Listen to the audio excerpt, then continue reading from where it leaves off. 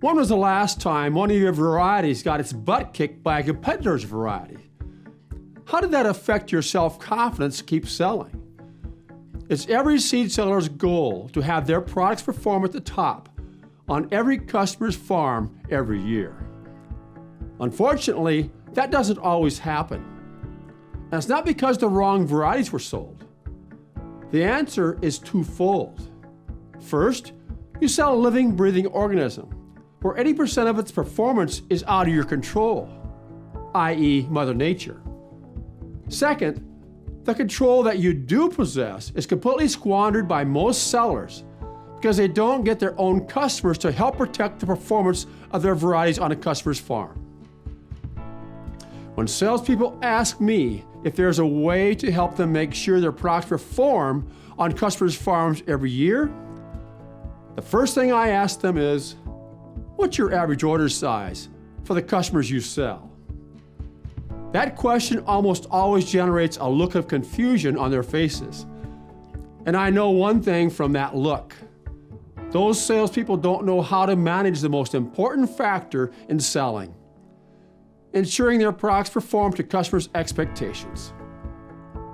Most sellers don't realize that the larger the percentage of acres a farmer commits to your seed, the more committed he will be to make sure your varieties perform to their potential on his farm. Few sales reps even realize that one of the greatest factors determining how their products perform on customers' farms has little to do with the products themselves. Instead, a large part of your product's success is based on the size of the order new prospects buy from you the first time. When I've sold small trial quantities to new buyers who are planting a lot more of competitors' products than were planting of mine, and I outperformed those competitive varieties, most of those new buyers didn't buy more the next year. In fact, I discovered that most new buyers really didn't want me to win on their farms. Even when I would take top honors in on-farm test plots, the grower who hosted a test plot still wouldn't buy. Why? Because in both cases, I wasn't competing against someone else's product. I was competing against the customer's perception of who he was already buying from. Every farmer has a brand in his mind he considers to be number one, and that favorite brand is based mostly on the person he is buying from, not just the product itself. He perceives that favorite brand as the best and the one he wants to win. If his favorite brand gets beat by this new trial brand, he believes it was an accident and demands you to do it again. And he just makes excuses for getting beat and doesn't buy again. So the first step to winning on a farmer's farm is to get him to want you to win. And that means getting him to step up and commit to planting more of your products than would normally buy the first time from anyone else. When he commits to a higher percentage of his acres to your products than he expected to commit, he simultaneously shifts his thinking from a trial mentality to a more serious producer mentality. So when you switch from selling trial order sizes to selling larger minimum order sizes, not only does the average order size in your territory increase significantly, but your product performance ratings go up and sales skyrocket because your chances of winning are increased. That happens because the buyer himself becomes more committed to you and your product's success.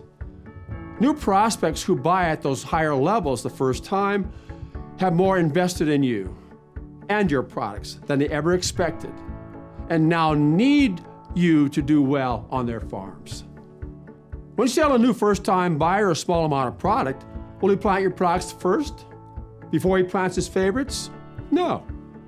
He'll plant yours last. When he does plant your varieties, will he plant them on his best ground or his worst ground? Most definitely, he will plant your varieties on his worst ground. Will he want you to win? No. He will want you to lose.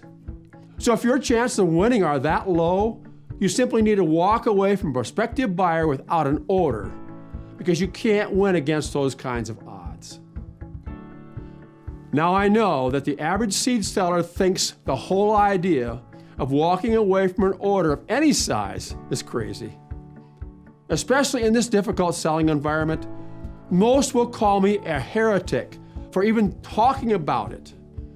But most average sellers take the small orders because they feel pressured to make those sales goals that they're given.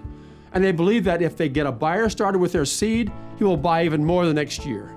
But over the years, hundreds of companies have offered trial amounts for new buyers, or heck, have even given away free seed, hoping to get a bigger sale next year. And many have tried it, but no one has made it work long term. In addition, let's look at the concept of selling minimum order sizes from a time management standpoint. Running small trial orders is a very slow, laborious, inefficient way to grow a business. As an example, a sales rep gets each of 20 new prospects to buy 12 units of one of his varieties. That's a total of 240 units. On the surface, that looks like a success story, but contrast that strategy to this one. Another sales rep develops a minimum order size policy, prepares and practices and follows the seed seller blueprint when they begin prospecting. Remember, prospecting is interviewing to see if you want that person as a future customer. It's not selling. The rep interviews 10 growers for 5 minutes each, decides to set appointments with 7 of them, and eventually sells 4 of them. This sales rep has a minimum order size, let's say 60 units, a pallet with 3 varieties on the pallet. That's 240 units to 4 committed farmers, not 20 growers who are going to simply put you on trial. This rep will be back on every one of those 4 farms the next season with a much larger seed order because he spread his product risk and he has more time to spend with each one of his buyers. The previous rep will not only lose more than half of those 20 buyers, but the ones he loses will talk negatively about his products. Why don't people develop a minimum order size strategy and stick to it? Because they don't actually believe they themselves bring that much additional value to support an order of that size. One of the best ways to make sure your products perform on every customer's farm every year and grow your sales the fastest is by increasing the average order size to customers in your territory. But when I teach this strategy at my live training sessions, it's always followed with questions like, how do I know what size order should be the minimum for the products I sell and for the geography I cover? How do I get new prospects to buy the minimum order size? And what do I do differently with those new buyers to make sure they want me to win? Or how do I respond when a farmer says, I won't take 60 units, but I will try 24 units? You see, most sales reps jump at this counter offer, but it's a huge mistake. When you attend our upcoming sales training workshop, I'm going to answer all these important questions, plus give you word-for-word scripts on what to say and how to say it when a farmer won't take your minimum order size. This script allows you to walk away from a sale and not look ungrateful in the eyes of the grower. But when you execute it properly, most often the farmer will respect your minimum order size and actually take it. Take a quick moment and ask yourself, has selling seed become more difficult? Do you find it harder to prospect and even get an appointment with farmers today? Are you feeling frustrated or starting to lack confidence to turn your sales around? Does it seem like farmers only have price in their minds and don't see the true value you bring to the sale? Are you struggling to be the sales leader or manager you know deep down you're capable of being? Then it's time to become the confident, effective sales leader you are meant to be. To do that, you need to follow 3 simple steps to a better sales future. Number 1, get registered for our live training workshop. There are only a few tickets left, so get registered now. Number 2, learn the Seed Seller Blueprint framework for selling today's sophisticated growers. And 3, execute and watch your sales explode.